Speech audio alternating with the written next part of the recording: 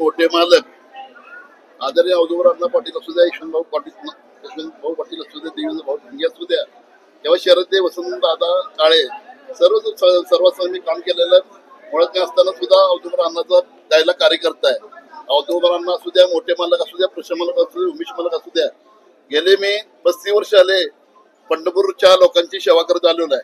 मी नगराचे असताना सुद्धा मोठ्या प्रमाणात आपल्याला माहिती आहे की शहरामध्ये मोठ्या प्रमाणात मी स्वच्छता अभियान राबवलंय. गाडगे महाराज स्वच्छता अभियान राबवलेलं आहे. आणि विशेष म्हणजे नगराचे असताना नगराच्या आपल्या दारी आला की मी प्रत्येक घरामध्ये जाऊन स्वच्छता सर्व पंढरपूरचे कर्मचारी एका भागामध्ये घेऊन पंढरपूरची स्वच्छता केली. आरोग्य असू द्या, पिण्याच्या पाण्याची असू द्या, दिवाबत्ती असू द्या, रस्ते बांधणी असू द्या किंवा आधी काय असू द्या लोक समस्या. मी नगराध्यक्ष असताना मला सर्वसामान्य माणूस रोज माणसं मला 500 भेटायला यायचे नगरपालिकेमध्ये. तर मी नगरपालिके माध्यमातून जेवढं मला 10 महिने करता आलंय तेवढं मी केलेलं आहे. माझ्या हातून जे कामं मागे राहिलेले आहेत ते आम्ही आता पालकमंत्री असू द्या, प्रशासक असू द्या, आमची जी उमेदवारी आहे पूर्ण जनतेतून चौकशी करून सर्वसामान्यातला माणूस आहे मी. सर्वसामान्य माणसाची सर्वांची आम्हाला मतं पडणार आहेत किंवा आम्ही 91 पासून निवडून आलेला आहे. कधी आम्हाला अपेक्षाच नाही. आता सुद्धा मोठ्या प्रमाणात अपेक्षा आहे. आम्हाला फडणवीस साहेबांचा आशीर्वाद आहे, पालकमंत्र्याचा आशीर्वाद आहे. सर्वसामान्य जनतेचा गोरगरीब असू द्या, हॉटेल कर्मचारी असू द्या, घाटावर बसणारा माणूस असू द्या किंवा रस्त्यावर झोपणारा माणूस असू द्या किंवा उच्चवर्गीय असू द्या, सर्वांना माहिती आमच्या शिरसट फॅमिलीचं काय योगदान आहे. आम्ही कधी आमच्या घराचा, आमच्या मुलाबाळाचा आम्ही कशाचा विचार केला नाही. आम्ही करोना काळामध्ये सुद्धा मोठे मालक आजार होते पुण्याला. मी सुद्धा सोलापूरमध्ये आजार होतो करोना काळामध्ये. लोक आई बाप वारले तरी मशानभूमी जात नव्हते.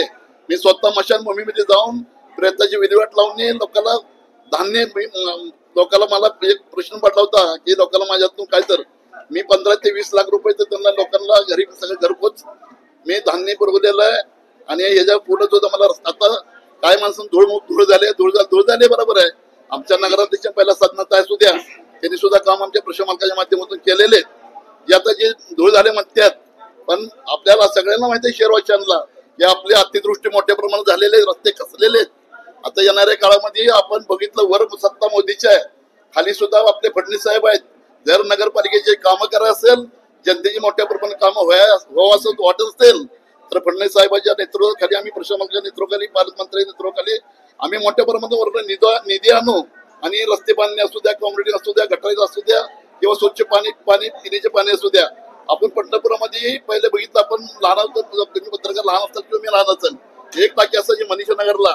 पंढरपूर शहरामध्ये प्रशासकाच्या माध्यमातून आपण 18 टाक्या बांधलेले आहेत. आपल्याला माहित आहे कामं केली नाहीत, कोण काम केले नाही. मी 91 सालापासून कोण नव्हते हात होते तेव्हापासून मी काम करतो प्रशासकाच्या माध्यमातून. तर येणाऱ्या काळामध्ये आम्ही नगराशी निश्चित होणाऱ्या काय अडचण नाही.